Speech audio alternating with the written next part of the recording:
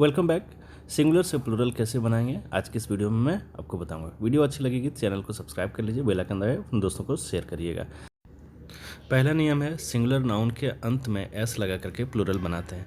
जैसे ट्री का trees, pen का पेन्स, गर्ल का गर्ल्स, डॉग का डॉग्स, हॉर्स का हॉर्सेस, कार का कार्स, हाउस का हाउसेस और बुक का बुक्स। इस तरह से हम लोग बनाते हैं प्लूरल, ठीक है, जनरली एस लगा करके।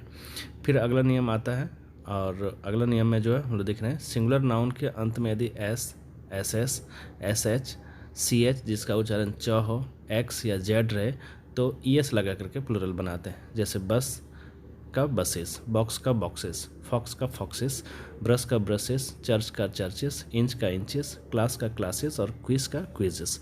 इन सब के अंत में S, S S, S H और सी एच होगा, है, एक्स भी है और जेड भी है। तो इन सब में ई एस लगा करके प्लूरल बनाते हैं, जैसे आपने यहाँ पर देखा है। अब अगला नियम है, देखिए, परंतु नाउन के अंत में यदि सी एच रहे लेकिन उसका उच्चारण क हो तो सिर्फ एस लगा करके प्लूरल बनाते हैं। जैसे मोनार्क का मोनार्क्स, स्टोमैक का स्टोमैक्स। सी एच का उच्चारण क यहाँ पे हो रहा है, इसलिए सिर्फ एस का प्रयोग करके प्लूरल बनाते हैं, ठीक है।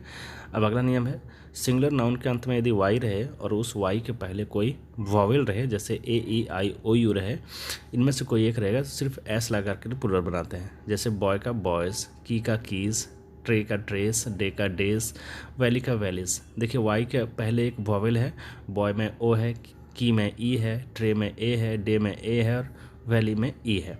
तो इन सब के साथ सिर्फ एस लगा करके प्लूरल बनाते हैं। अगला नियम है सिंगुलर नाउन के अंत में वाई रहे और उसके पहले कोई कॉन्सोनेंट रहे तो वाई को हटा देते हैं और आई ई एस जोड़ करके प्लूरल बनाते हैं।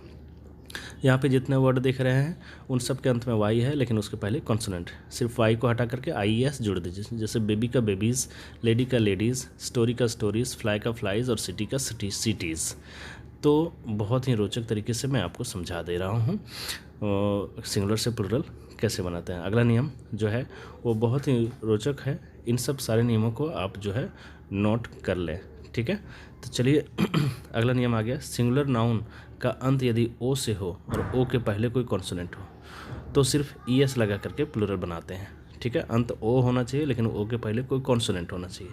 जैसे पोटैटो का पोटैटोज़, मैंगो का मैंगोज़, टोमेटो का टोमेटोज़, बफेलो का बफेलोज़। सबके अंत में ओ है लेकिन उसके पहले एक कॉन्सोनेंट है, इसलिए ई एस लगा करके हम लोग प्लूरल बनाते हैं।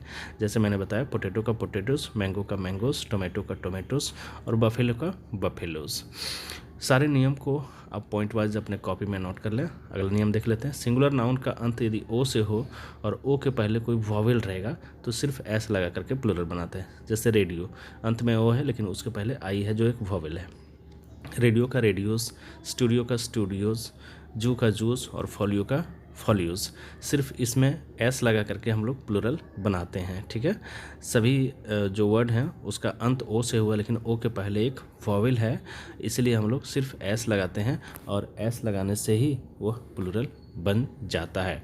सभी नियमों को आप अपने कॉपी में नोट कर लेंगे, बहुत ही रोचक। अगला नियम हम लोग देख लेते हैं, सिंगुलर नाउन का अंत यदि एफ या एफ ई से हो तो उसे हटा करके वी ई एस जोड़ करके प्लूरल बनाते हैं।